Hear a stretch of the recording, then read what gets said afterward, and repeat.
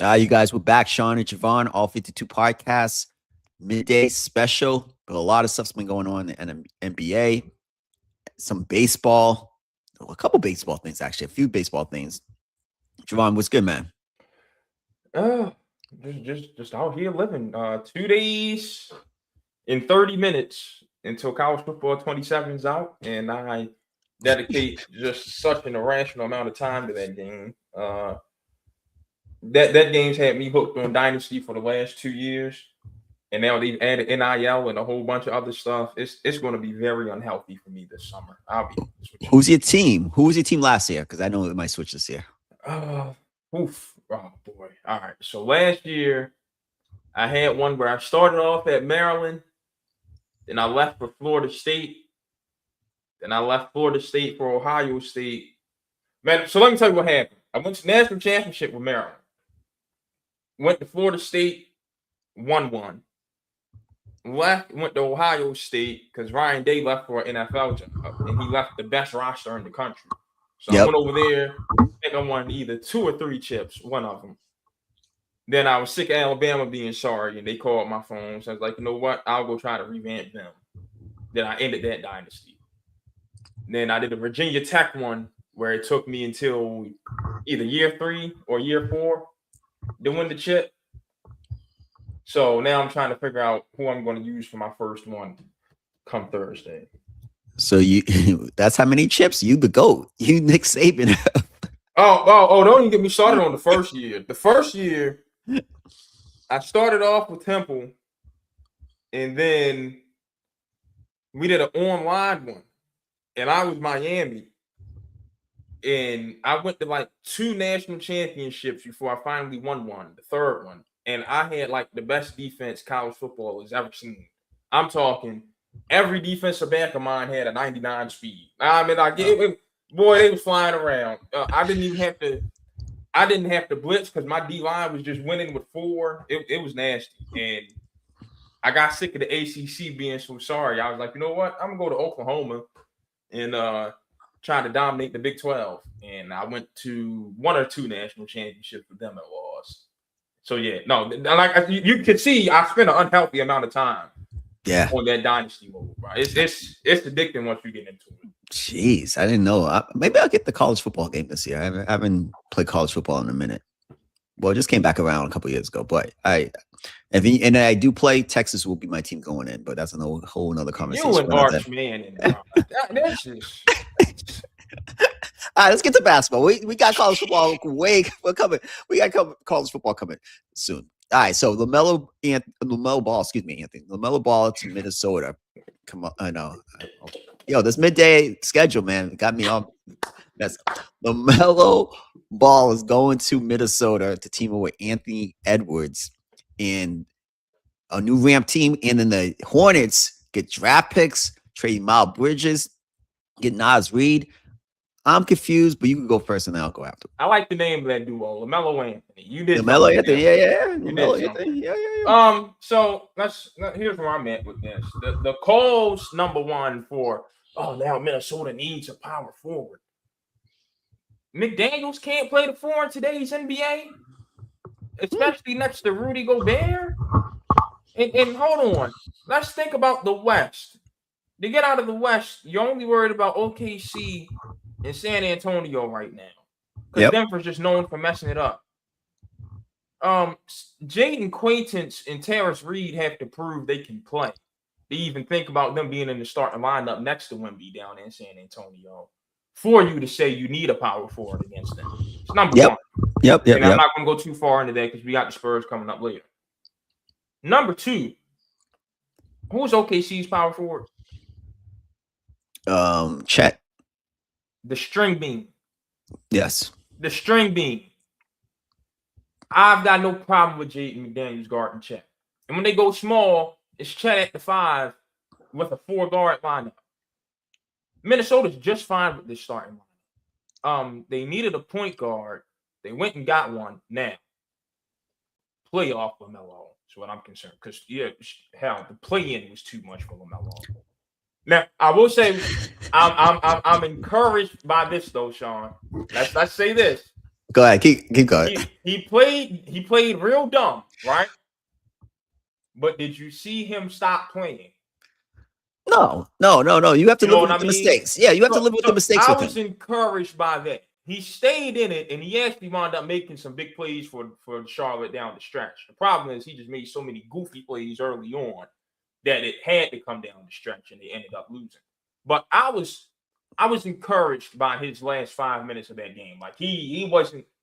It didn't scare him away from having the ball in his hands and still playing his game. But you got somebody like Ant's not going to get double teamed on the perimeter anymore. You got a primary ball handler, someone who can pass the ball and get everyone involved. I'm not a fan of Dosunmu with that much money at the small forward, but with LaMelo's height, that's a good 3-guard lineup. TJ Shannon will give him scoring off the bench. I do think they need another guard off the bench. Their front court depth got killed. So I don't know how much better they got, but I do think they made Ant somewhat happier by giving them a point guard. They'll be able to run, they'll be able to score, but this can't be it for Minnesota. The bench has to improve. And then for Charlotte, Sean, I think you said in the group chat, well, I got a couple things with them. I'm not a fan of taking the reins from LaMelo for Kobe White, number one. No. Number two, what made the Hornets, specifically Miller and Knipple have such a great year was the fact that LaMelo was setting the table for them. Yes. I like getting Nas Reed because they needed a power forward. I like getting rid of Miles Bridges. That woman beater don't need to even be in the NBA. And they went out and replaced him with two culture guys and Grayson Allen and Royce O'Neal. Hey, Charlotte, like you said, Sean, they taking my word serious. You need some white boys on the team. They have Knipple, Grayson Allen, Liam McNeely. Hey, Charlotte, you're trying to turn it around, but I don't like this, especially after the season you just had. And the center, and they got a couple Germans. That's a majority white team. Oh yeah, Kalkbrenner's over there now. Yeah. It's a majority white team. But keep going. I'm not. But I'm not a fan of this from the Hornets side. I like this for Minnesota way more than I like it for Charlotte. After the season you had, and you again, LaMelo set the table for those guys, and you shipped them off. I wasn't a fan of it. All right, so I did something because I was like, man, my boy Javon was like, yo, you upset about a bunch of draft picks. I remember you text that in the chat, right? So I was like, man, I went back to pick swaps. Let me rephrase that. So I was like, let me go back to our group chat during the playing games with the Charlotte Hornets. And some of the messages that we read was on April 14th. And this is why I don't like to move for. Oh, Minnesota. You got receipts. I got receipts. I got receipts, man. I wish I could. I wish I could show. Look, I got receipts, yo. So this is why I want to back it up with like, hey, I'm not just talking crazy about LaMelo. This was our conversation during those two playing games. Read the receipts. So on April 14th, Javon texts LaMelo crying emojis.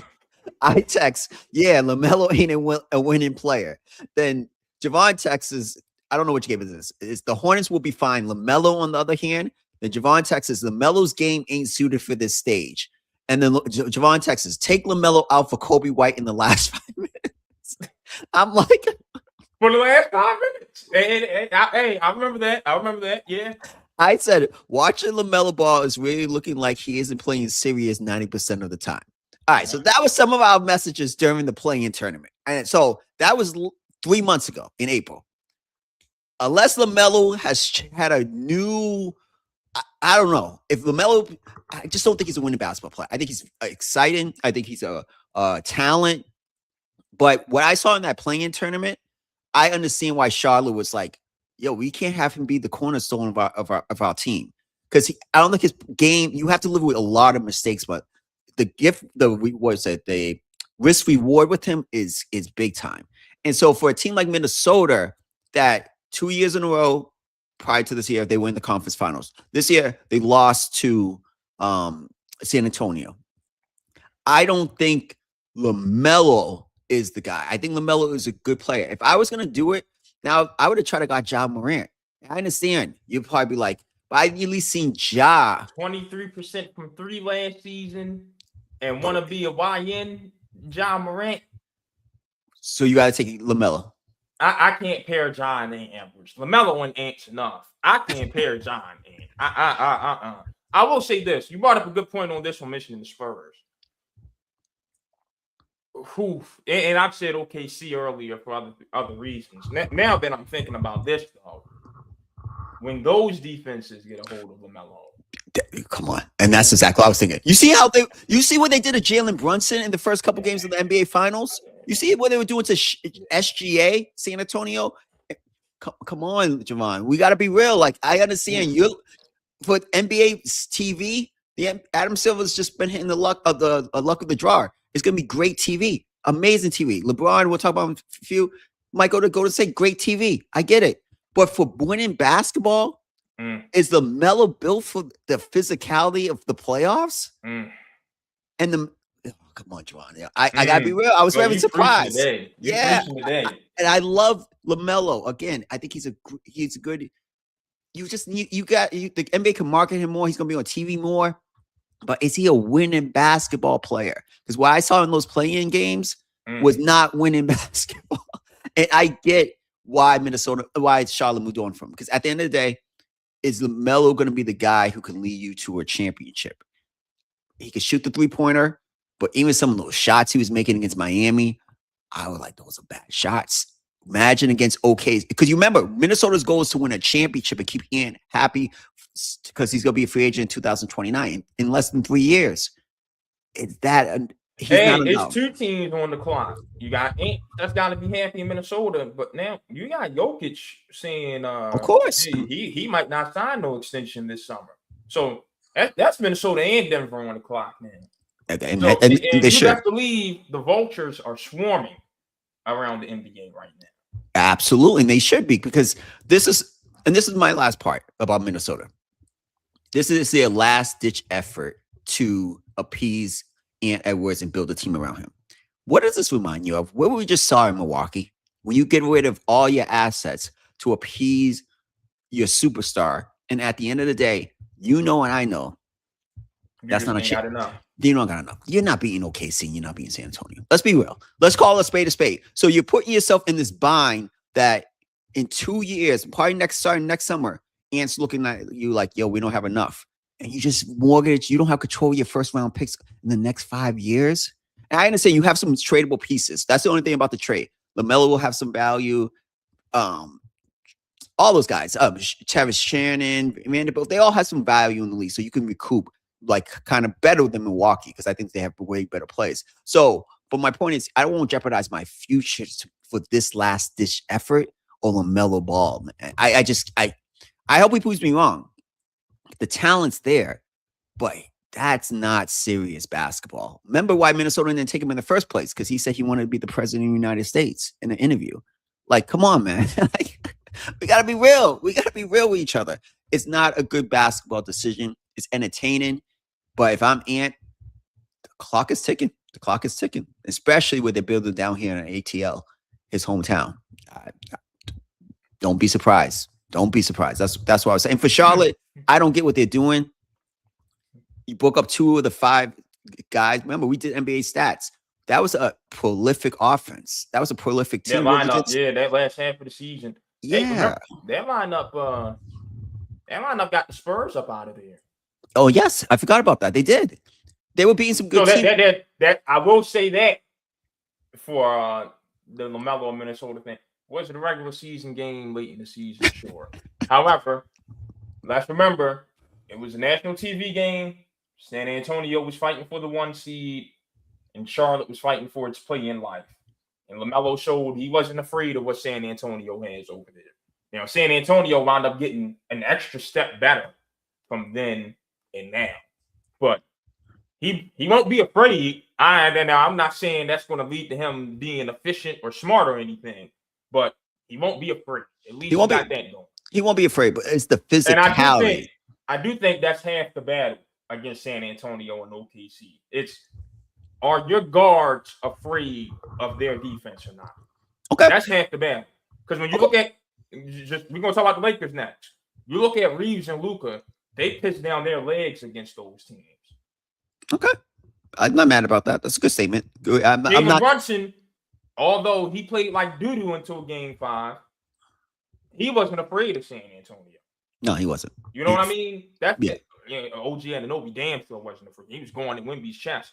That's half the battle against both those teams. Do you have a roster that's afraid of those guys or not? And I think we know Ant's not afraid. And I think LaMelo isn't. I just don't know if that's going to mean too much in terms of his performance on the floor. Yeah, it's a TBD. And again, Charlotte was going to be one of my teams that could have took a step this year. I don't get what they're doing, but they do have 7 first-round picks, including their own over the next. I think people value these first-round picks way too much because you might get for example, what did the Clippers? The Clippers gave up all those picks for Paul George. One turned into J-Dub. I'll give them credit for that. And then some of them might turn into who knows what these 2 kids become who they drafted this year. But besides J-Dub, was any of those picks life-changing picks? Like, I don't know. And so that's my thing. You traded these 2 guys. I'm okay with the Paul George trade ended up being Shai Gilgeous-Alexander, Danilo Gallinari, Jalen Williams, Thomas Sorber, Brooks Barnhizer, and a Day Mara. Now, granted, you can say OKC. I said it at the time. I stopped taking Thomas Sorber at number 15. We'll see what a Day Mara turns out to be. But you got somewhat of a point here. Yeah, I mean, like the draft picks didn't turn out to be. Again, they got J-Dub and they got a title. I'm not, and the most important thing, they got SGA. And you got to think though. I mean, if you're the Clippers, wouldn't you rather have Shai and Jalen Williams with Kawhi than Paul George, who's no longer there with Kawhi? Absolutely. No. So you still say OKC, who has the championship, won that trade? It's not even close. Most lopsided trade in NBA history because SGA and J-Dub was in a title came with that. Most lopsided trade. But my own thing is, you have all these picks. What are you going to do? Most lopsided trade in NBA history? Didn't the Lakers steal James Worthy? For who? That was, let's see, hold on. Because the Lakers, that whole 80s run, they were robbing teams.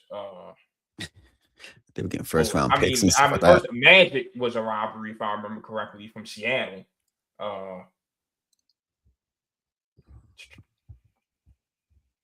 Either way, it's up there. It's up there. I'll give it. It's up there.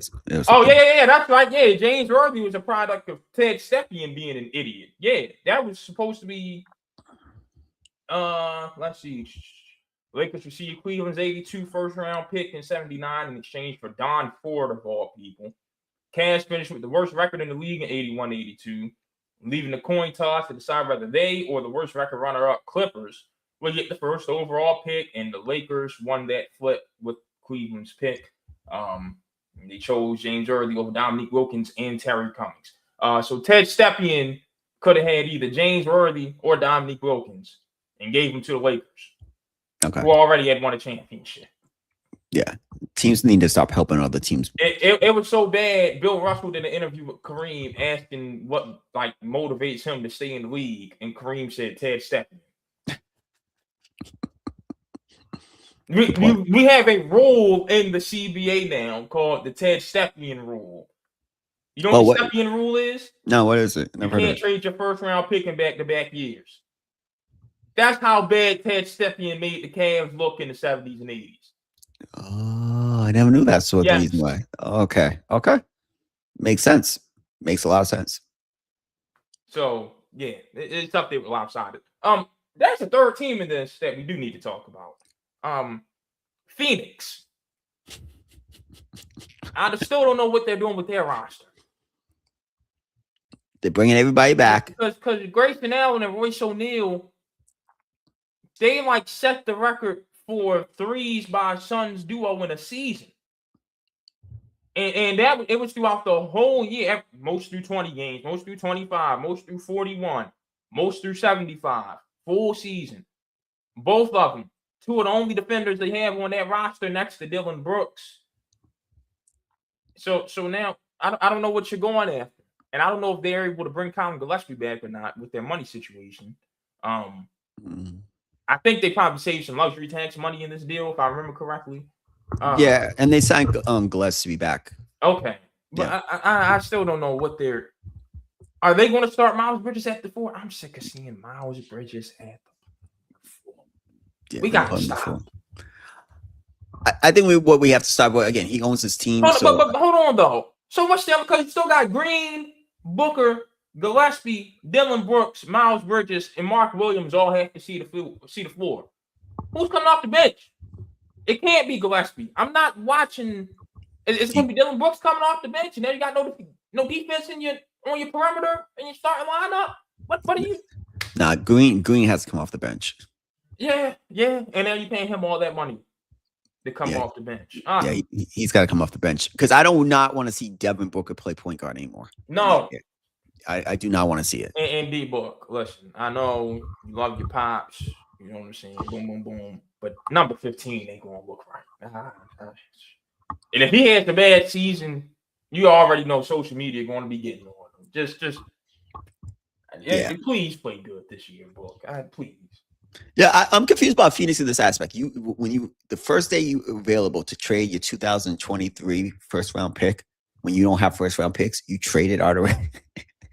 I don't give it. And they keep getting all these Michigan State people, and I understand the lineage, but Miles Bridges they was a surprise team last year. Let's give them credit, but they're still a playing team. I correct me if I'm wrong. Maybe a 6 seed.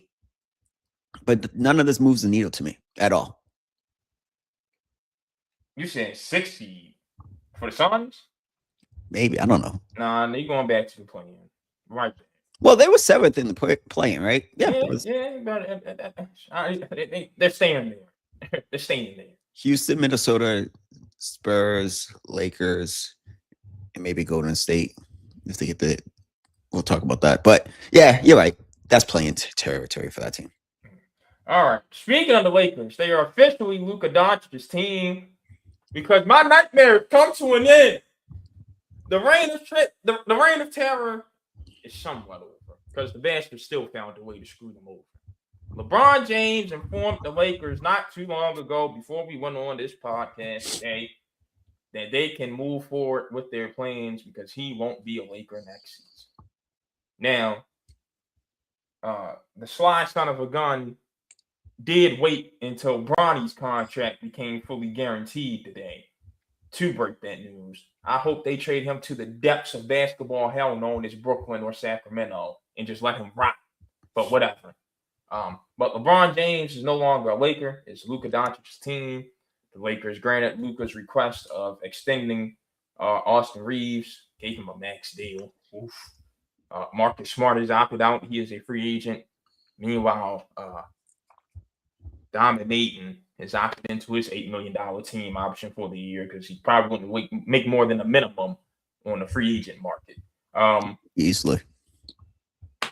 Talk to me about the new look Lakers. I wouldn't have given Austin Reeves all that money. So we'll start there because I think that deal could hamstrung you down the line. But most importantly, let me talk about that real quick before we can go any further. So the anti-analytics movement has begun.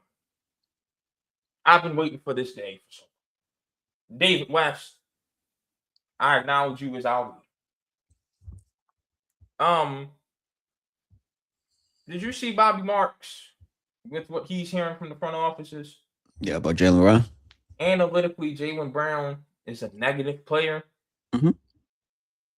Finals MVP, All NBA. My vote for regular season MVP this year. It's a bad player according to the analytics. We're supposed to listen. Now we're running with this narrative the whole time, and there's all these explanations of these teams. The system say his dollars don't match his worth, and boom, boom, boom. Yep. Sean, you know my opinion about analytics. This is just an effort to get more white folks in the league and more black folks out. And more cats who can't play and don't know a damn thing about the league to feel something good about themselves with a spreadsheet and some equations and formulas. And this is proof right here. All that about Jaylen Brown. What the hell do the numbers say about Austin Reeves? Because he damn sure ain't worth no $41 million a year. A two guard with no feet defensive, not a muscle in his body. You seen Austin Reeves is just flat. Yeah, he's just flat. Yep. No left hand. Plays like absolute dog feces against every team that's worth a damn in the NBA. What do they say about him? Because I don't hear anybody crying about Austin Reeves getting paid. But I'm hearing everything about Jaylen Brown, who has done more for the Celtics than Jason Tatum. But we know why Tatum is going to be the franchise guy over to Brown. We said it last week. Yeah, it's clear. So, yeah. Go ahead. Not to cut you off. No. That's fine. It's fine. I would say this, though. I don't think you can let the inmates run the asylum. And I hate to say that, but it is what it is. I would tell Luka, listen, Luka, that's a third, fourth option on a championship team. I cannot pay him as the second best player on the Lakers because it's going to hamstring us to get better players in the future to build you a championship. Like I would have told Luka that straight up. I'd added this to it since we being straight up. You want to know why I can't bring Austin Reeves back? Why I really can't? Because you don't play defense. Exactly. You got to call a spade. That's the reason you keep it. Austin Reeves with another defender at the point guard position, or he would do well in like Atlanta because there are other defenders around him. He could be fine in Atlanta, but you can't have him. Luka's the worst defender in the league. If I'm lying, I'm flying. Like I think he's the worst defender in the NBA. I think he puts no effort. I think Reeves is the worst defender. Luka's close to him. He tries. Reeves tries. Luka sometimes don't try. Worse. When Luka tries, he actually, when they went to the finals, when Luka tries, he actually can slide his feet with somebody and he can show his chest. Austin Reeves tries and still is helpless. And that's worse to me. Yeah. I do not know how the Lakers think that their building blocks could be Luka Doncic and Austin Reeves. Rob Pelinka. No, but I'm blaming Mark Walters. Yo, you are the owner now. Rob Pelinka, why is he the president of basketball operations? The same reason Michael Elias is still in Baltimore. I think the only way it's going to work is more collaborative. And like they said, the Dodgers are going to have more say. That's going to help the Lakers in the fringes. But all right, so my point with Austin Reeves, we both know you should have just been real with Luka. It's not going to, I think he's going to be traded for another guy within the next year or two. I really do. The contracts and the salary, you have it on the books, you can move him for someone else at some point. 2, the LeBron James factor. I would have kept LeBron over Austin Reeves. That's 1.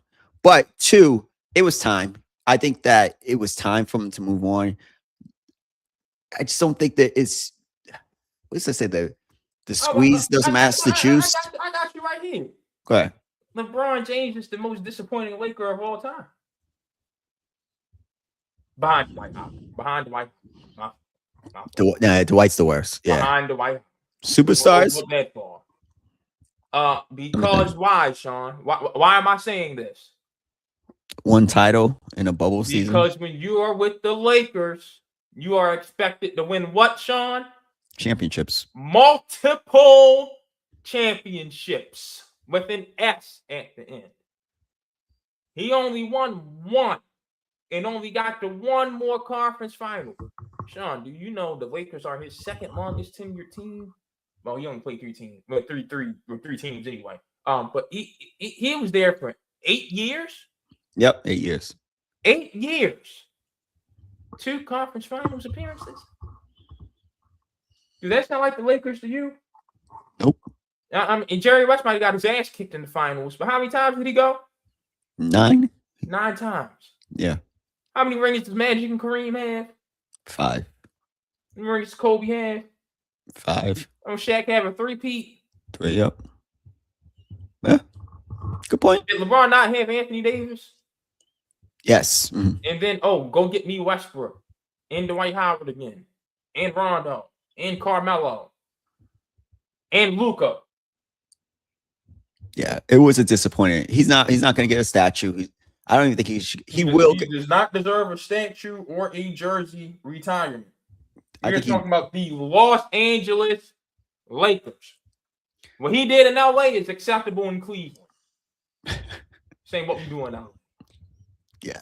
No. I think if you could look back at his tenure in LA, it wasn't a success. I think it was a success off the court for him because he had a lot of business endeavors he wanted to do. So I think that's the success. But as the standard for a Laker, nah, I think it's a disappointment. I really look at it as a disappointment. I think he will get his jersey retired this only reason because he did break the all-time record as a Laker, scoring record. So I think that he'll get his jersey retired. But the statues are reserved for Shaq, Kobe, Magic, Kareem, Jerry. Who else am I missing? Will. Those are the statues are meant for. I don't even think Will has a statue because Will's not a statue-worthy Laker. No, Elton Bell is higher on the Laker list than Will. No, good point. Good point. No, I take that back. You're right. Will Willis Reed kick his ass in the finals. Yeah. So yeah, I just think it's a disappointing but I think it's a good thing for the Lakers because I think you can finally move on. You had to move on. Like I think it's time to move on and build it around Luka's team. And that money, you need to go get some wings. You need to go get a center. You have to be able to split LeBron's $50 million and bring some guys who you have two guys who do not play defense. And they're your two quote unquote best players. I don't know how you beat in OKC or San Antonio in a 7-game series because you're not with those two guys as your top two guys. But if you can get the small forward position right, the power forward position right, the center position, at least when you move on from Austin Reeves, you have something in place. So when the time is right, you can go get you your second banana. You got to have 3 defenders next to you. It's tough. Luka's tough. I think you got to have Jaden McDaniels, Aaron Gordon, and a Rudy Gobert to fill out that starting lineup. You know what I mean? Like, you got to have 3 wings. So you got to hope you get either Duren or Kessler. OKC picked up Lou Dort's team option today, so that's out the window.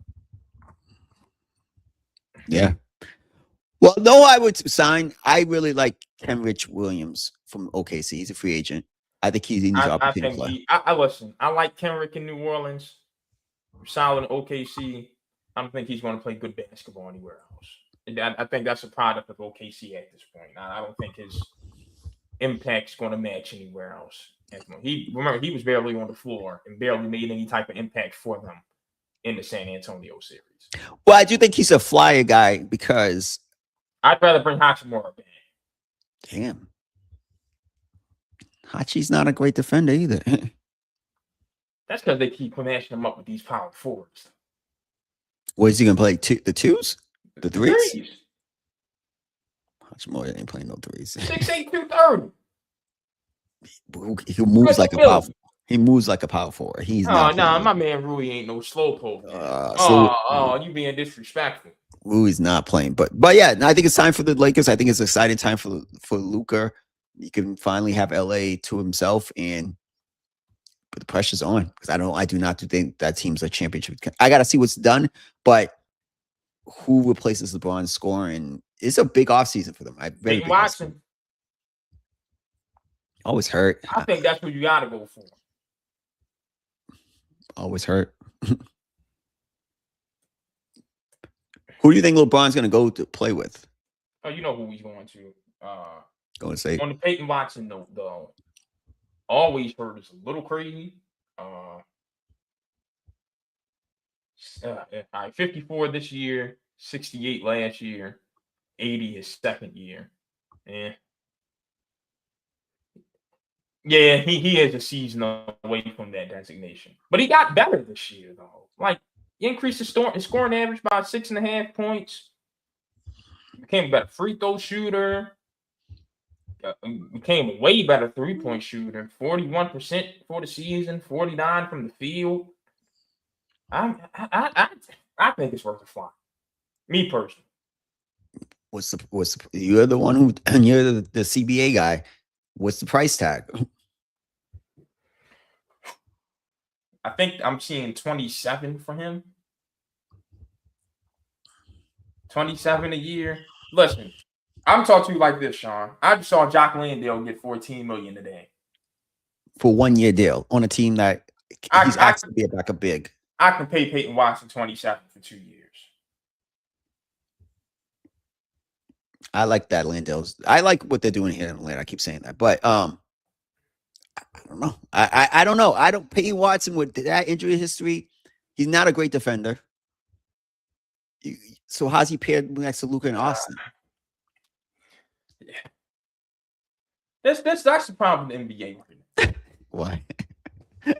I said it. I said it a few weeks ago, because we got this thing called two-way players now. That just was never a thing. It was always understood. Basketball is a two-way sport. You play both sides of the ball. The thing is, Ron, the problem with what ruined the NBA and the Knicks maybe will switch it back to it. Your worst defenders do not need a switch. Like what ruined the NBA was switching. I really believe that. So if you learn, hey, the problem with the Lakers, you got two guys. Like I don't know what to tell you when you have two guys on the court who can't defend at all, and a head coach who ain't never been able to play defense. So I don't get that. But for most teams, if you have one guy on the court, just don't let him switch. That's it. Simple as that. We see New York do it. It could be done. That's it. So I really feel like that's an easy way to do it. Shout out Mike Brown. That's one thing he took from Steve Kerr. Exactly. Don't let him switch. You can do it. I don't know what to tell you about the Lakers, but having Watson's not a horrible defender, so I don't want to disrespect him. But Reeves and Doncic, you're gonna have to score 130 a night consistently. I just don't get it.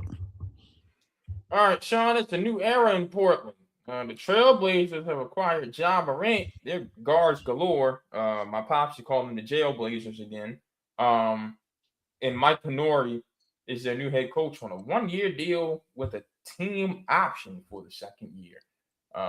And apparently, Trailblazers might not be in Portland too much longer. New arena deal on the way. Your thoughts on this new era in Portland where they've got Ja Morant, Damian Lillard, Drew Holiday, Scoot Henderson, and Shaedon Sharpe all needing playing time in that backcourt? To me, because the other guys, besides, to me, basically, you have to move Drew Holiday, which makes no sense because he's the best defender out of those guys. But you have to move him because his contract is huge, and Scoot and Shaedon Sharpe has to play as well. So he seems like he'll be the odd man out, and he's older. And I love Drew, but Drew's definitely not the same defender that he was even 3 years ago. I remember seeing a playoff series 2 years ago. Jalen Brunson cooked him.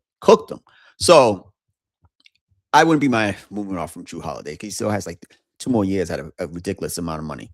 And so, but they're talking about putting Ja and Damian Lillard in the same backcourt starting. Didn't we just talk about Austin Reeves and Luka Doncic? Like, I give Javon credit. He said Dame going for Drew in Milwaukee was going to be a horrible decision because Dame don't play no defense. And he didn't play no defense. So I'm just like really confused what they're doing. They brought Robert Williams back. They got Klingon. They don't have a 4. I don't know. Some of these teams, I think teams are trying to do. I think they're trying to copy the blueprint of what OKC and San Antonio. They were trying to go 8, 9, 10 deep, but it's also still got to make sense to go 8, 9, 10 deep. To me, you can't just be saying, "Oh, we have a deep team," but the parts got to kind of fit together. If you told me we were going to move, you're going to keep Drew and have him at the 3 because he could guard threes with those 2 guys and the 2 centers. Maybe I can. I just don't. I don't know what they're trying to do. And regarding Nori, I can never knock a man. He was crying during his press conference. I watched it. Yeah, take your opportunity. Take your opportunity. I respect it. He's a minority too. Is he a minority? Yeah, he's a minority. He's not from here, so he's not. He had to take this opportunity, and I'm not mad about him taking the opportunity. I do think the owner who just won a Stanley Cup, he's making this play. He's looking at this as hockey. And I do think maybe because Paul Allen was one of the richest men in the world before he passed away and the money they have, he's definitely not on that level. So I understand the business why it's like, hey, we're spending a lot of useless money. We got to cut some corners. I just think coaches and players run this league. You can't be giving some guy. I think the deal is like $1 or $2 million a year. I don't think that makes sense. I think that's lowballing, and you took advantage of him. You took advantage of his desperateness for waiting 20-something years to get a head coaching job. I can't co-sign that. So I watched this podcast with if he does his thing with the Blazers this year, like don't sign an extension. Like coach next year and then go hit the market and go get paid by some other franchise. Don't do Portland any favor. Yeah, because they're basically showing, hey, we feel like coaches are dispensable. And that's how it works in hockey. It doesn't work with that in the NBA, I don't think. If you have a really good coach, you have to give him security. Yeah, you got to hold on to him. But you got to hold on to him until his voice gets stale. Yeah. But honestly, though, I do see this point. I know this is going to sound crazy. Would I give a new coach 5-year deal who's never coached before? No, I would give him a 3-year deal. But I wouldn't give him options for 2 years. I wouldn't have done that. I would give him. I don't think assistant coaches who never have any experience, even the coach in Orlando, I like him a lot, but I don't think he should get a 5-year deal. Like, you have never been in that seat. You never done it. I need to see a team philosophy then. But I think 3-year deals at a lower than the league average, I think that's fair. But you lowballed him and gave him team options. I can't co-sign that. Yeah. Ja, look at what you got traded for. And just understand the writing is on the wall. Yes. You got traded for a honey bun, a bag of chips, and a Huggy. Ooh. Preach. This ain't the wake-up call. I don't know what it is. Can we both be on the same page? This is Ja, Gilbert Arenas. A first team all jackass. Of guys who fumbled what they like, you know what I mean? Like, just fumbled it. Like, Ja had a chance to be the face. He could have been what Ant Edwards is right now. I'm not saying, I know we're talking about the face of the league, but one of the guys, marquee guys in the league, and he fumbled that. I don't think I've seen some kids love Ja the same way they love LaMelo. The sneakers, he had that buzz and just flatten out. So I think it's just the worst fumble. Trying to be something that he ain't. Yeah, I think this is the worst fumble I've seen in an NBA player ever. Maybe ever. I can't think of anyone else. Maybe Len Bias, but he never got into the league. I don't know. But that's I've never seen a guy fumble this. I've never heard somebody refer to Len Bias as a fumble. God rest the dead, Sean. Yeah, you're right. That's the biggest fumble. Len Bias? Len Bias is the biggest I sold the cheese of all time. You damn right.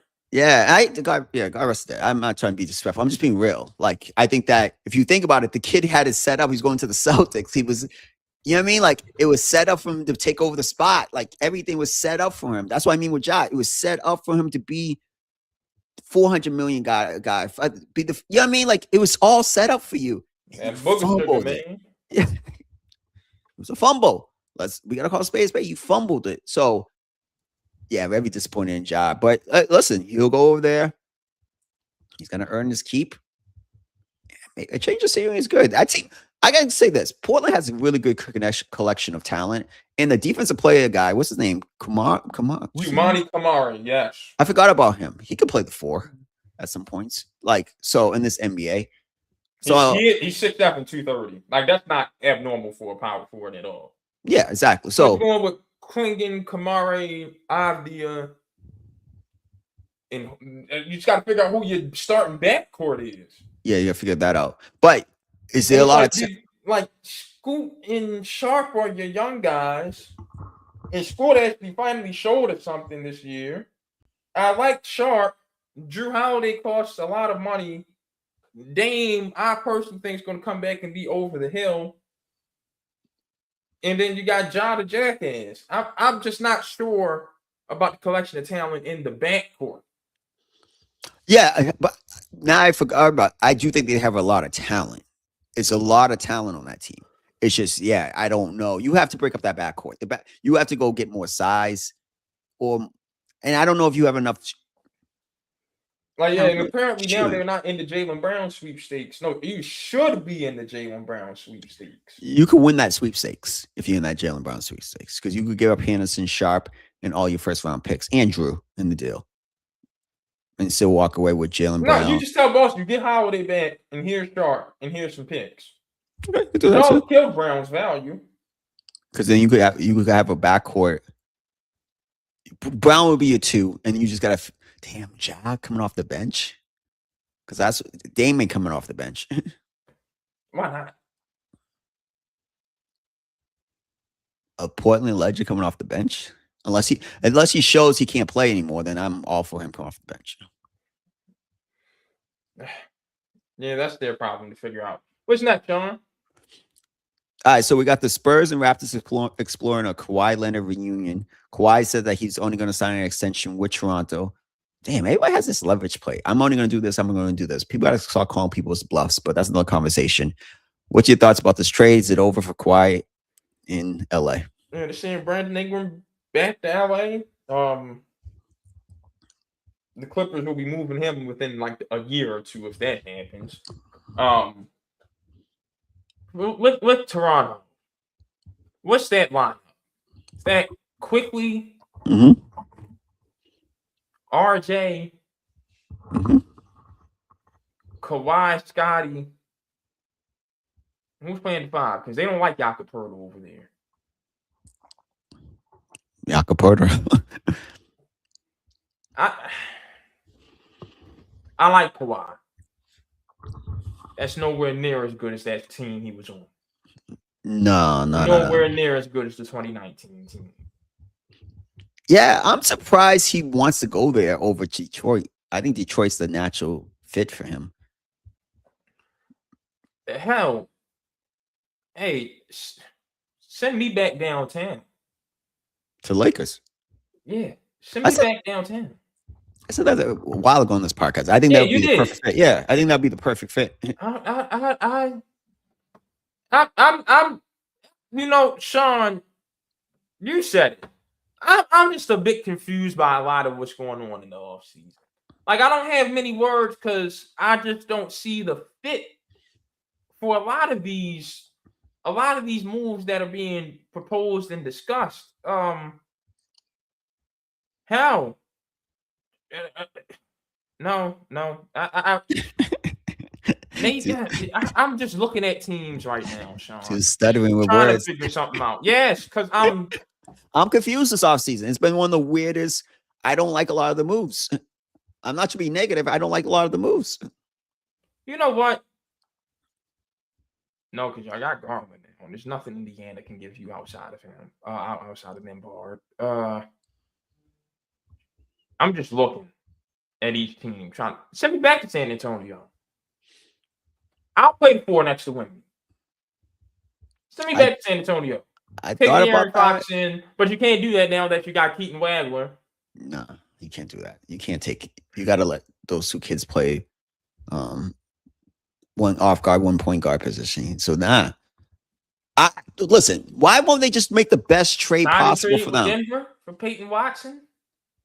I would do that if I was the Clippers, and I would do that if I was the Nuggets. I don't get. They have to throw something else in. Who? And I'm not taking on Christian Brown's contract. You have to give me your 2000. I want 2 first-round picks for that contract. Yeah. And when you already gave up your 33 to Brooklyn or something like that. So you can't trade this one. LeBron might be a candidate because if he doesn't sign for the mid-level exception, he doesn't have to. Denver might be a candidate. LeBron ain't going to no damn Denver. If I was LeBron, I'm going with Golden State because the NBA wants that. We know that's where he's going. And you know what I got to say to that? Good luck. Never saw Magic with Bird. Never saw Kobe with Duncan. I don't want to hear it. Never saw Michael with Olajuwon. I don't want to hear it. The brother kicked your ass for 4 years, and then you decide I want to go team up with him. And then Golden State I'm not even calling y'all the Golden State Warriors. Y'all are the retirement home. Steph, Jimmy, LeBron, Draymond, and Porzingis. Ooh. That five might not see the floor together for 5 games next year. And in fact, because Jimmy's Out to already February. Yeah, for February, yeah. Yeah, I mean, y'all, boy, Steve, man. If it was a fifth, if they're healthy, it still ain't no spacing. Yeah, Draymond can't shoot. No, Porzingis can shoot that. No. Jimmy, LeBron, and Draymond together, bro. Yeah, damn, this is tough. Yeah, it's tough. What am I gonna say? And Jimmy, LeBron, and Draymond all need the ball in their hand to be effective offensively. Yeah, it's gonna be interesting. Yeah, I honestly, basketball fit wise, if I'm LeBron, I'm going back to Miami. All right, so now LeBron, Giannis, and Bam. Still bad spacing. But LeBron can shoot better. This ain't LeBron in 2011. He do not want to play next to no Bam and Giannis. I'm just saying, fit wise. One thing he complains about. I need shooters. That's going to be disgusting. That would be terribly disgusting. But you don't think Pat's at least going to attempt to call? No, Pat don't want that circus again. Hell no. And now that I'm going through these names and these teams and these lists, there's still another domino this offseason that we're not talking about that has to fall. What? It's still the Kyrie Irving sweepstakes. Well, I heard, since we were talking about Kawhi, but we venture off, that the Mavericks were interested, and I don't get that because that does not fit Cooper Flagg's timeline. But if you add Kawhi with Kyrie and Cooper, with Gafford and the size they have already, you might have something in the West. Because Masai, I like that a lot. Yeah, Masai. Yeah, I saw the Masai Ujiri's interested in a reunion with Kawhi. Yeah. Oof. The only thing I would say about that, very intrigued by that. The only thing I would say about that is be cautious because you're going to shorten your runway with Cooper because those guys are older guys. So they won't be there for too long. It'll be 2 years. And it's cool. Here you go. That's nothing wrong with that. Why we gotta just force these guys into the number 1 spot automatically? Yeah, but who's going to play with in 2 years? Cooper Flag can't learn from Kawhi Leonard. No, absolutely. I like the move. I'm just saying, when you have those 2 older guys with no value, who you building around? Cooper, Johnson, and Lively? No, that's fine because now when they're gone, all right, take a year to learn how to be number 1 with no help. Let's find out what you are when you're number 1, and then we'll build the team around that. I don't think that's a problem. Did he do that this year? Nah, come on, he's a rookie. He's still got more growing to do in his game, though, Sean. Like, no. Near, like, you know what I mean? He's nowhere near his finished product. Yeah, by then, we'll be like, okay, now we know exactly what you are. We'll know if you have your 3 ball or not by now. We'll know if we want to put some weight on you and stick you at the 4 or keep you right here at the 3.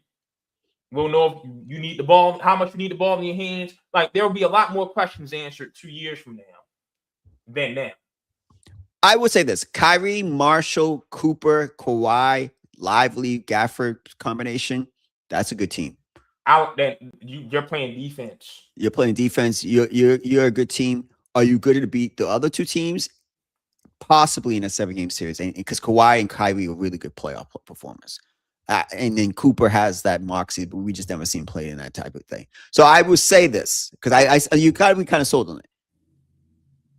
Yes, I would do it because I think we could have a chance to win the West in the next couple of years. I'm a big believer, and you just get to the conference finals with that. I think you can validate the Luka trade because the Lakers ain't going there no time soon. Good point. And the reason I say this is because if you have a team like as good as San Antonio and Oklahoma City, I think you have to graduate. And it's happened already. It's going to happen in San Antonio within 2 years. You have to start chipping pieces away from those teams because of the new CBA. So the window, everybody says it's going to be like a 10-year. No, within the next 3 to 4 years, those teams aren't, besides the 3 core players they decide to keep, aren't going to look the same because you just can't afford everybody in this new CBA. So I like that because I think that team could actually contend with those teams within the next 2-3 years. All right.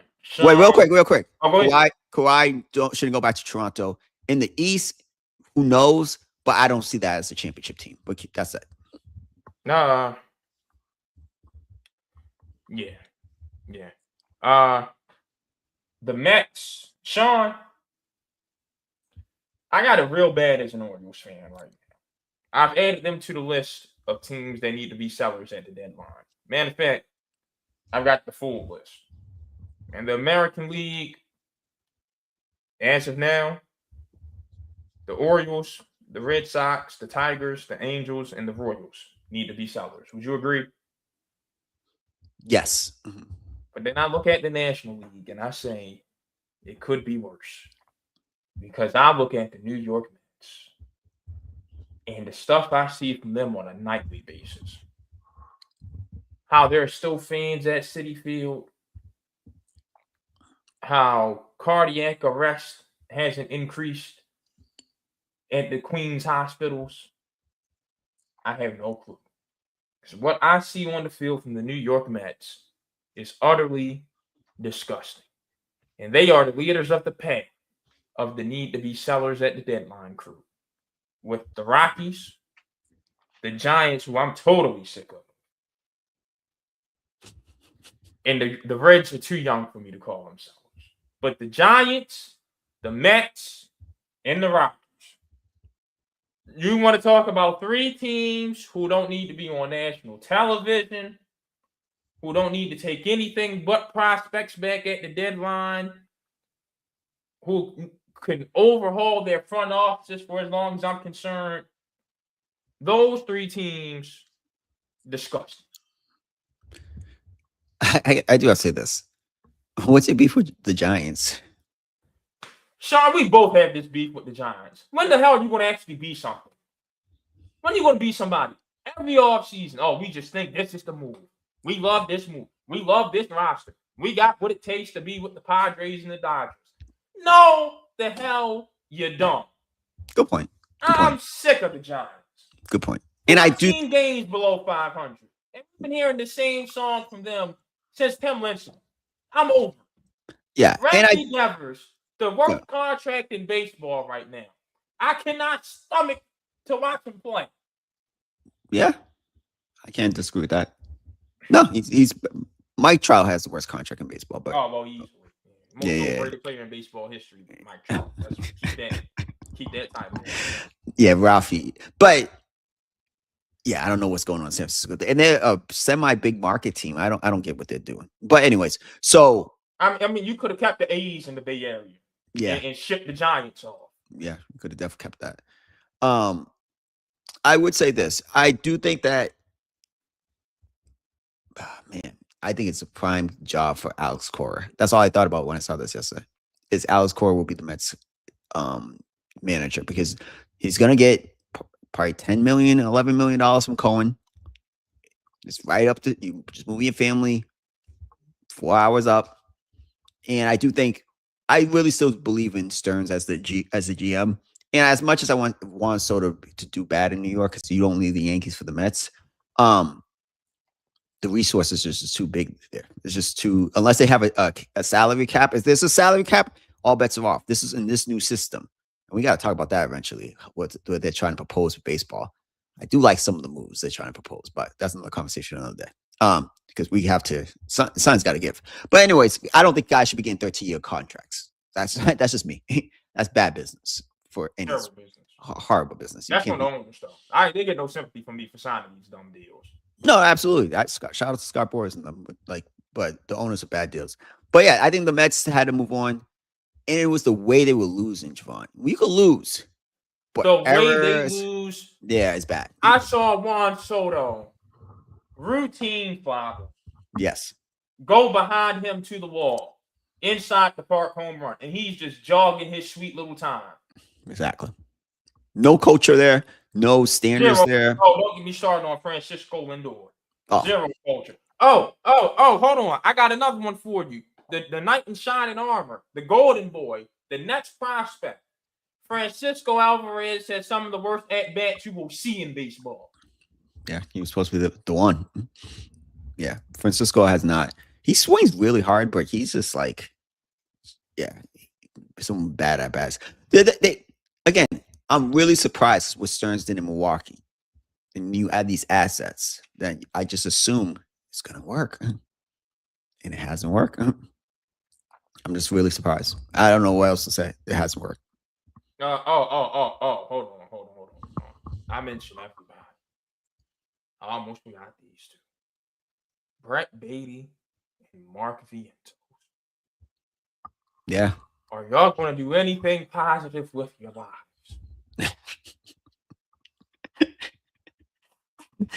They probably have kids and everything like that. Bad, right? I mean, sports talk radio in New York, it's just got to be bad. You tell me there's people out here who actually support the Mets and the Jets at the same time and have not been driven to alcoholism this year. That's what you're telling me. Yeah.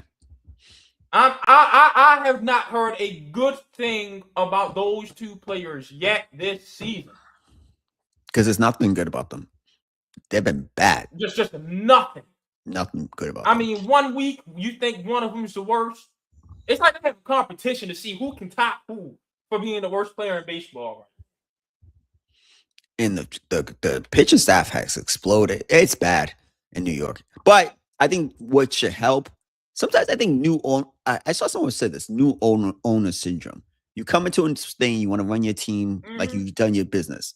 Maybe Cohen needs to realize, hey, let's take a step back. Let me stop just throwing money at this problem and build an organization over. You said that about Ishbia. Yeah, happens. And what he do? I do give him credit. He built it down, took it down to the stubs, and they play hard. That's a team that plays. They're not going anywhere. We both don't think they're going to win an NBA championship, but I'd rather have that team. I think they're stuck in the play-in. Okay, playing fine, but I like that team better than that Kevin Durant-led team that was there 2 years ago. Oh yeah, because they actually represent something. This team doesn't represent. That team represents nothing. So that's why I think what the Mets have to do. Cohen, I don't know what Kevin Durant represents. Yeah, that's no. He damn sure don't represent a brush. He don't represent a do-rag. He don't represent cocoa butter. Damn sure don't represent being a grown man. I don't know what he represents. But whatever. Bad. And by the way, I wouldn't sign Screwball. We're too far away to be trying to contend. If I'm the Mets, we like. I understand Soto's under contract, but he's under contract he's going to retire Met. I'm not going to get Scoobo because I need to build it the right way. That's exactly what I feel. I feel like you got to build it the right way if I'm the Mets. It's not good enough in New York.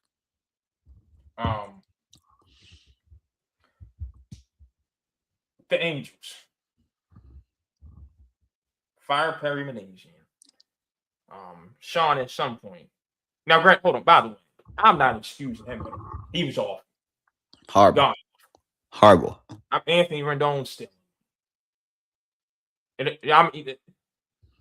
This will really piss me off with Stephen A. The way he talks about Kawhi Leonard and stealing money.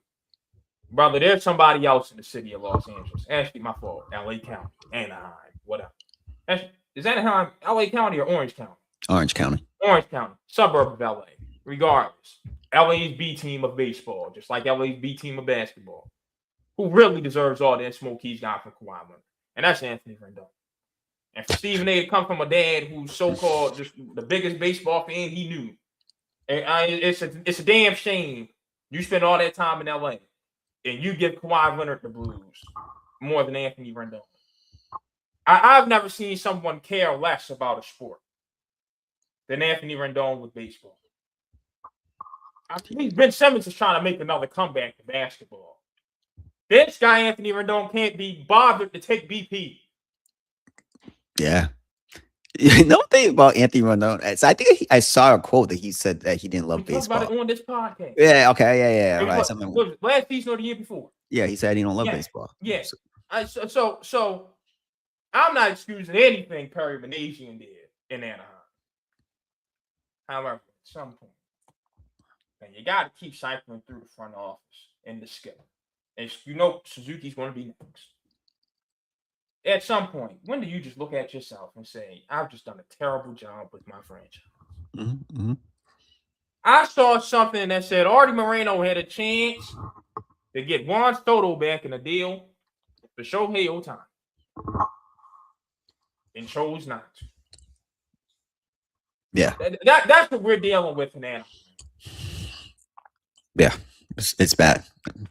Like, I don't really have much to. I do think you said something that was so dope, and I was like, man, they should force owners after a certain amount of years to have to Yes. sell their team or put their team Yes. on the market because you're not doing anything great by the community, trying to put winning baseball out there. And you might just be a great businessman who's just not good at this business. You know what I mean? Like, it's okay. You can't be great at everything. You might be great at becoming a billionaire in that business. We respect it. You're just not good in this business. I And think that's I'm a why. talented guy. I can't swing a golf club to save my life. Exactly. It It happens. happens. It Hell, happens. matter of fact, I got a stereotype for you. I can't swim. I can't either. Million other things I can do. Yeah, we're on the I same. fall overboard tomorrow, it's over for me. Exactly. We're on the same way, but You just can't be great at everything. no, it just doesn't work. So that's what I'm saying. When I saw that, I was like, it's like everybody should come into the league with a vested option after 20 years. Hey, we have to reevaluate your ownership because at the end of the day, if you really want every team to be competitive, they have to have comparable ownership at the top. And that's how it works. The good teams always have good owners. And Artie is a horrible owner. I just got to say it, point blank period. That team has been horrible for years. You wasted a generational talent in Otani. I could call him a generational talent because I know you have these standards. Oh, of no, he's generational. generational. Okay. Yeah, he's generational. Yeah. You wasted that and you let them go down the interstate or up the interstate to LA. It's not good. You're not a good owner and you just got to give it up. I don't have much to add to the Angels. I'm gonna say this: I'm seeing a lot of moves, front offices, and skippers, and that are going to be coming up here soon, or that have already happened this season. Rob Thompson in Philly. Sean, there's a sect of Oriole fans that want Craig Albanese to be one and done. I'm on board. Do you know what happened to the Orioles yesterday, aside from allowing 8 unanswered runs to the Chicago White Sox? I do not. What happened? Changed their batting, right?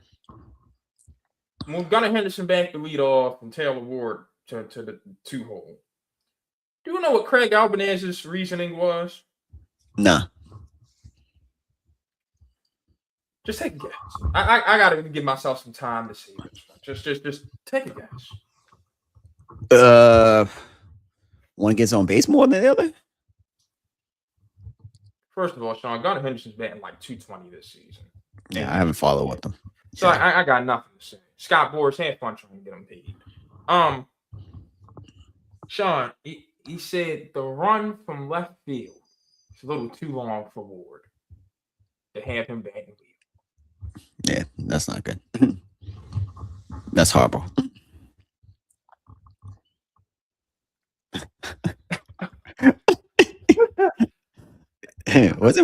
wasn't Ricky Henderson a left fielder? The stuff I see from, like I said, the Mets make me know it can be worse. But the stuff I see from the Baltimore, Mike Elias, his 16 buddies he got promoted, and Craig Albanese are in town next year.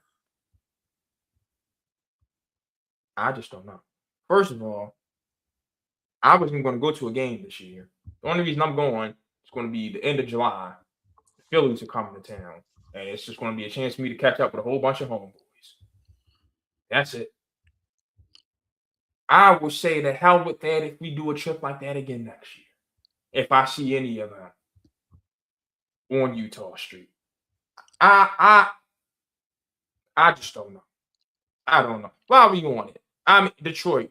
How you go from what you had last year, knowing this is the make or break year to decide if you can keep Tark School, the best pitcher in the American League, and you find yourself 13 games under 500 right now. Damn shame. Kansas City. Y'all are going to waste Bobby Witt, and that's a disgrace. 15 games under 500. Boston. Well, I know we got on them last week, but I'm going to do it again. No business. 9 games under 5. Yeah.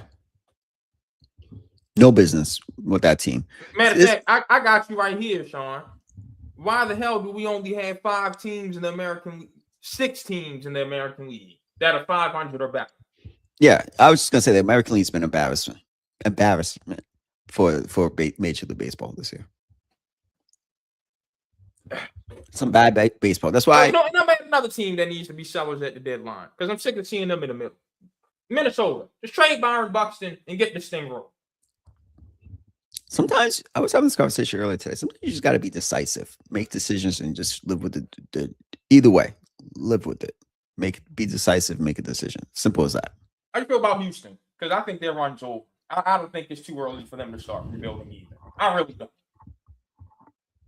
And Carlos Correa coming back has been nothing like what they thought was going to be. No. Carlos is, yeah, he's done.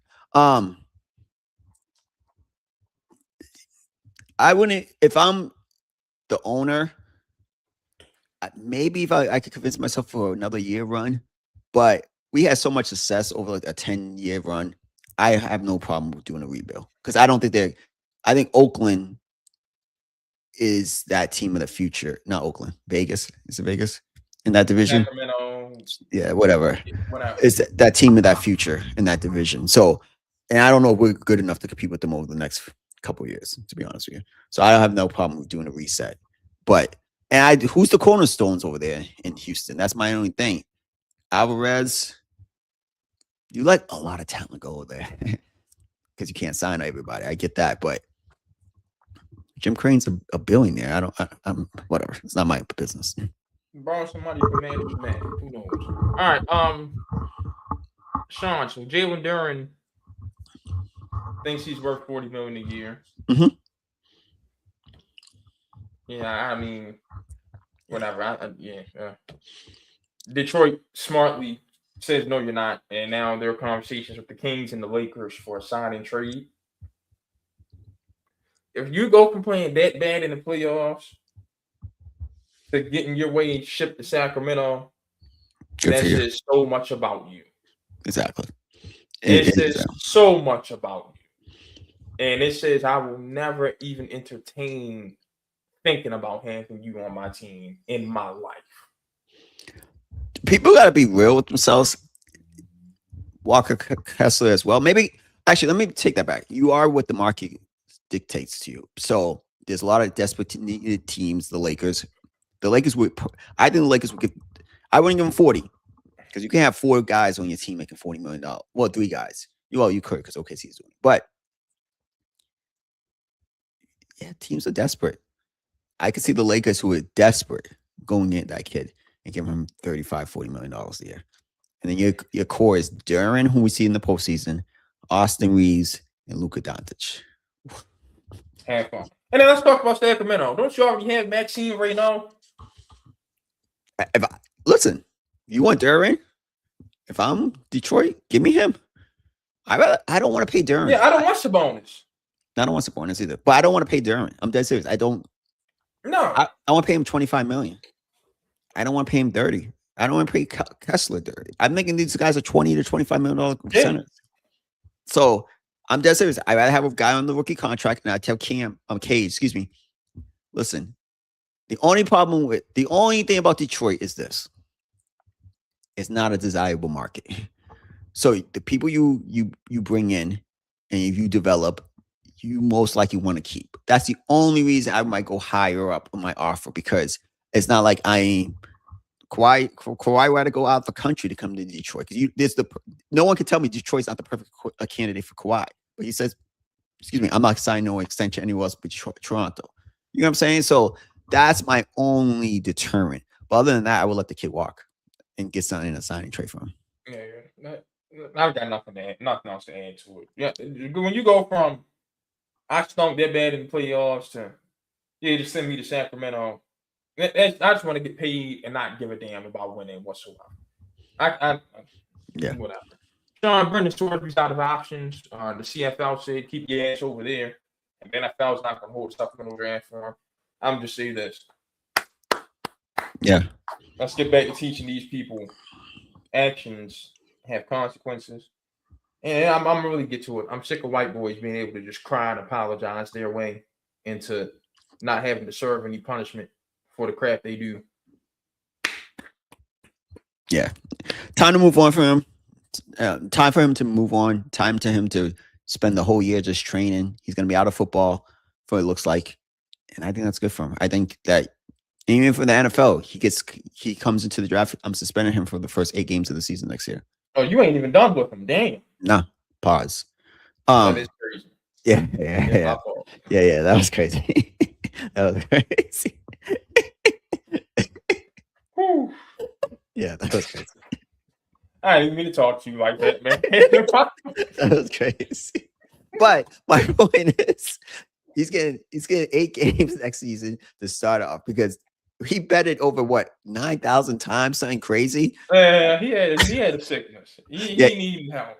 He needed help. So I'm not saying people was like he should never play in the NFL. I'm not that guy. But you get 8 games and that's it. Because no, what's funny? I think the Jets would have took him if he got into the supplemental draft. Oh, easily. And I would have took him to be honest with you. It made sense because I don't have to give up a draft pick in next year. Like, you know what I'm saying? Like, my philosophy of getting a bunch of quarterbacks into the building. So I think it would have made perfect sense for the Jets. So they were the losers on that, but no, the kid needs to sit out for you. He was wilding. He was wilding. Yeah. All right, Sean. We were supposed to go live for the draft. Realized probably not the best logistical thing. Yep. Your takeaways from the draft. First of all, want the way we want. The way we thought. Excuse me. I was watching more Caleb. No, I didn't think Memphis was going to take Boozer. Oh yeah, you didn't. It went the way I and the fact that they traded John Morant makes my case for me even more. A-Cup should have been a Grizzly. Wow. Who's in your backcourt now? Ty Jerome and Cedric Howard. Yeah, you don't have your point guard of the future on that roster. A-Cup should have been a Grizzly. And the fact that he found, this is what makes me mad. I try to live right. I try to treat people the right way. I try to do things the right way. I try to go about life just the right way. I fall short of the glory sometimes. I ain't perfect. God's still working on me. I try to find a path of righteousness. And somehow, just the worst people have the best things happen to them. Because how do the Kings get blessed with Darius A-Cup, man? Kings don't do nothing good with nothing good. And they wind up getting something good. Yeah, he's going to be a star in Sacramento. He's going to be he's going to be a good things happen to the Sacramento Kings. Yeah. That's one of the most undeserving sports franchises in history. It's crazy. They still end up with Boogie Cousins and Darius A-Cup and De'Aaron Fox and Tyrese Halliburton and do jack squat with it. In 10 years, they're going to get 3 point guards of that level to walk through that building. That's crazy. Think about that. Fox, Halliburton, and now A-Cup in the 10 years going to walk through that building. That's crazy. I don't get it. But we know he'll play his first 7 years, 6 years there, and he'll be off to another team. And he'll get his money. So I'm not worried about A-Cup. He's good. I would say that the only thing I would say, I like Boozer. But Caleb Wilson, I think is going to be a really, really good player. Really good. I love him in Chicago. And I was mad at Chicago. Oh, they should have took A-Cup instead of Wilson. Damn. You're a big A-Cup guy. Yes, I am. Here's my thing with Wilson. What's up with all this just drafting dudes who can run and jump? It ain't proved they can do anything else consistently. This is basketball. This ain't football. And this is a draft of basketball players. In this draft specifically, with as many skilled players as there were, Caleb Wilson should not have been valued that high. This was not the draft for the athlete. This was the draft for the basketball player. So for him to go 4, I promise you, you're going to look back at this, it's going to be another Chicago mistake. Bookmark it. I love his mentality. He reminds me of KG. Like, he really does. He, like, I don't know. That's just me. But, okay. But the ones I would say I was surprised about, Dallas, we texted about this. I don't get the reason why you take Johnson at that position. Is he a small forward, same position as Morant Cooper? Johnson's gonna play 4. 6'9"? Yeah. Oh yeah, that's just the new NBA. You're right. That's been the NBA for a while. Well, Anthony Mason was Larry Johnson, like power forward. 6'9" is a good size for a power forward. They're just the thicker guys. Pause. Yeah. You're wild today. Come on, I get what you're saying. Hey, let's keep going. So because then dudes are not gonna say anything. Listen. Out of his 3 teammates, was he the best prospect to you? And I thought Lindborg was the best one. I thought Lindborg was the best one too. And I thought that was great for Golden State. Granted, it's fitting that they take the oldest guy, but whatever. Yeah. But if you take Lindborg next to Cooper, it might be a little bit of an overmatch. Whatever. It is cool. I just felt like it was a little bit of reach. And because I like Ament a little bit better than him. I like, and I'm not big on Nate Ament, but yeah, you're not. I like Johnson, Burris the better. May guy. Yeah. And so it is what it is. And I like the 2 draft picks from Milwaukee. I thought Milwaukee, I like Ament more than you, and then Burris, I like him too. I think that it's a good starting point. They have a lot of pieces in Milwaukee that they went from something that their future was mortgaged. Now they have pieces that can be moved to add more pieces, if that makes sense. And I like Taylor Jenkins. I think Ament will do well if you want anyone else, I might be, but I really like what Taylor Jenkins and the Memphis Grizzlies did with player development down there. So I have a lot of faith in that system. So that was probably my biggest takeaway. And I gotta be honest, I like the Lakers getting Carr late in the draft because it fits what they need. But is he gonna play? Huh? Is he going to play? And is JJ going to let him have the ball in his hands? I have no idea. He didn't let Dalton Connect have the ball. I know Connect's still on the team. Wow, I forgot about that. Yeah, that's some guy. If I'm him, I want to be traded. They don't play me. Like, what the heck? He can play in the NBA. Y'all give Bronny chances. Yeah, like, come on. I was the best isolation scorer in college basketball. It's ridiculous. And I understand for salary cap purposes why the Knicks traded out of their first round. But I think Cole Pete dropping to 30th. Where'd he go? To Dallas, right? I think a lot of teams are going to Dusty's going to get him right. That's the one I'm excited about. Dallas, I do think that teams are going to regret that. I can't lie. Him dropping that to 30th, I got another drop for you. Ooh. And going to the Hawks is great for him. Hank Vishar. Yeah. Oh, that was a good drop for him. I think the Hawks ended up with Flemings and Hank Vishar. And they got Devin Carter from Sacramento. Hawks have had a great week. Vishar is great for today's NBA. Yeah, I actually think the Hawks have had a great year. Like how they flipped what they were with Trey. Who's getting Kuminga? Sacramento. No, I'm saying that because Sacramento was really high on Kuminga last year. Yeah. He's an athlete, man. And at some point, he is who he is, man. Because in Atlanta,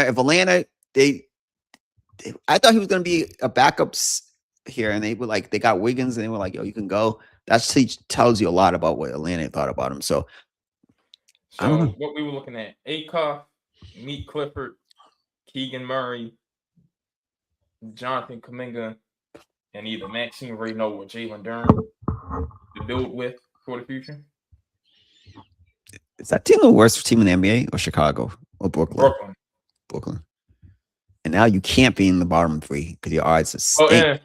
No, because the Kings still have to play Levine because they picked up his option.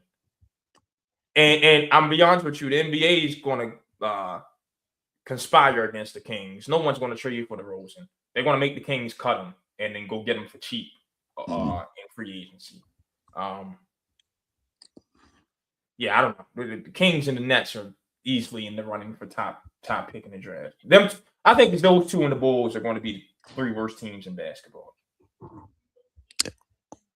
Yeah, the Kings, the Nets with Michael Porter Jr. and Julius Randle on the same team. Woo! Yeah, but those are my observations for the draft, and I think the Pelicans are going to stink too. I think they'd be better. Because they're trying to trade Trey Murphy apparently to Boston. Somewhere.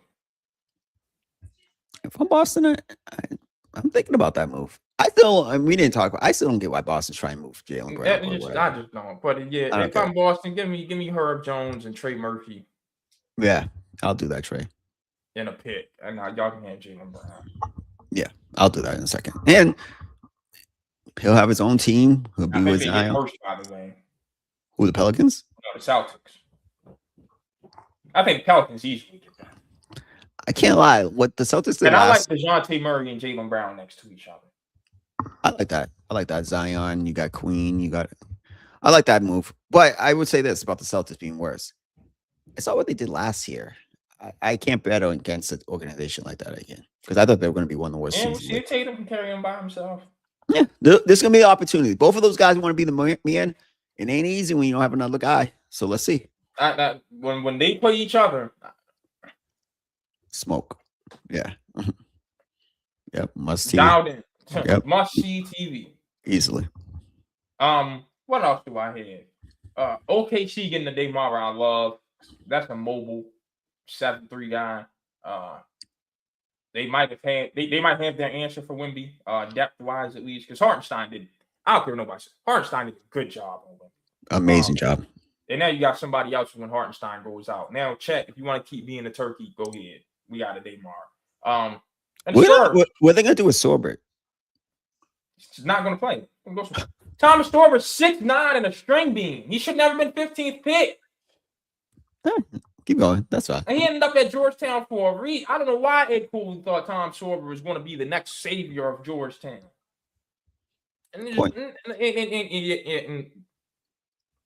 Sean, this might be Ed's last year at Georgetown. I'm yeah. That's the number one I'm looking for. In football, I'm looking at Norvell. Well, actually, I already told you what I've heard about Norvell. Norvell in Florida State. And in basketball, it's Cooley in Georgetown. Cooley in Georgetown? Okay.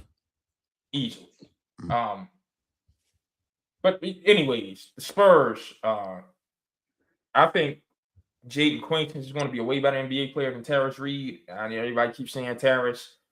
I don't really see the NBA with him. And I love Terrence Reed. That brother couldn't miss a hook shot at UConn.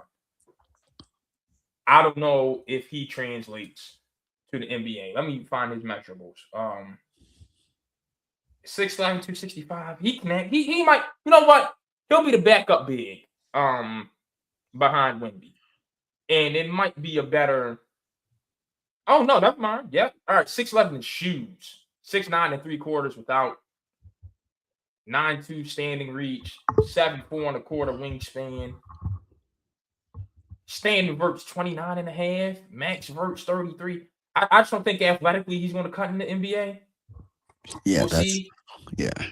Jaden Quaintance, though, I think that's great next to Wemby. I think that is your Aaron Gordon without the spacing, but oh well, Wemby doesn't want to be in the lane anyway, so he can kick out to the 4 and Quaintance can play the 5.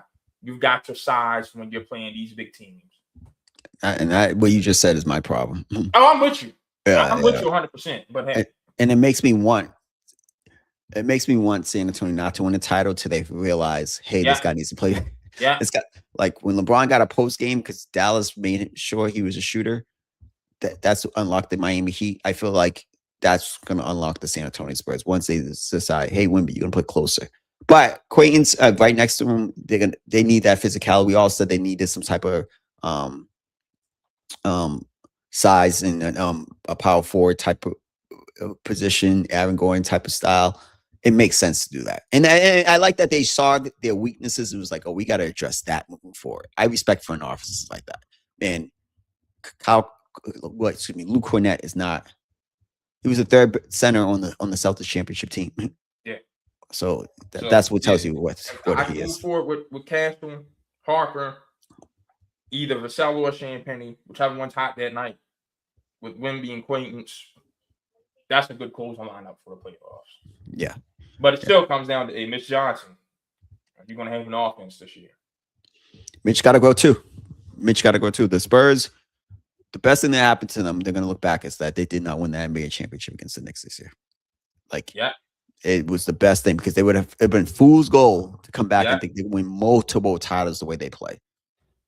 And having Fox as your leading man over Harper, I think you have to realize, hey, we have two guys who will be the top 10 player in the league.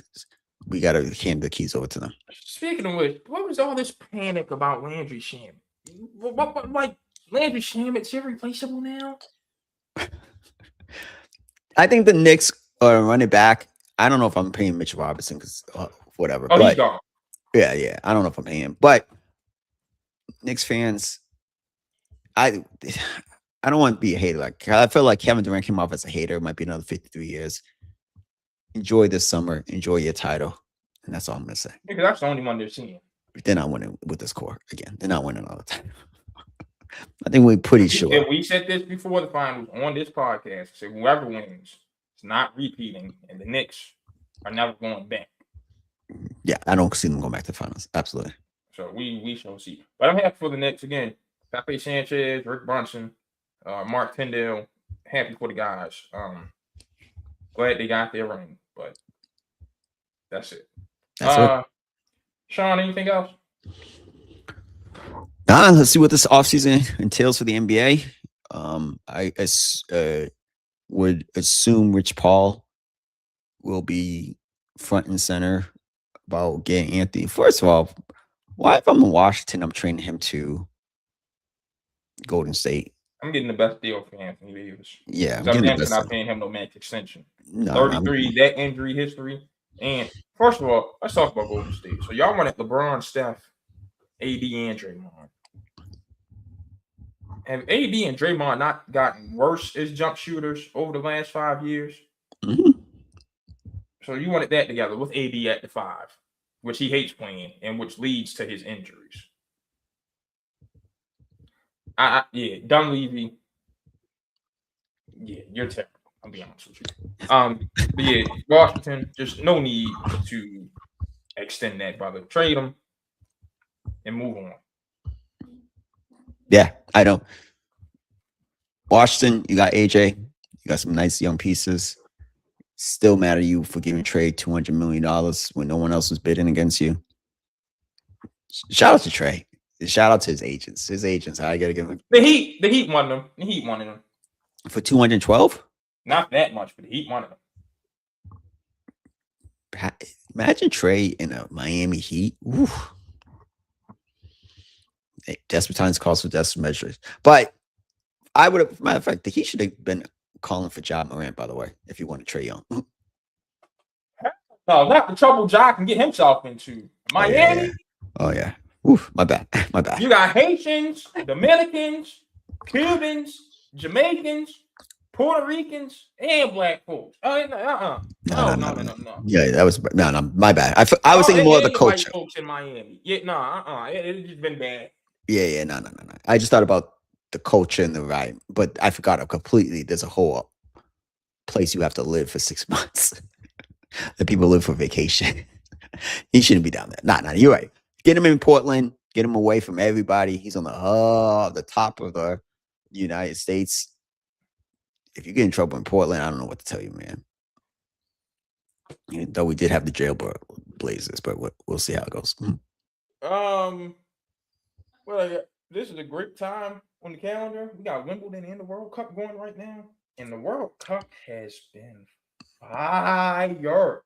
Been amazing. Down go the Germans and the Netherlands last night. I've been having fun watching this World Cup.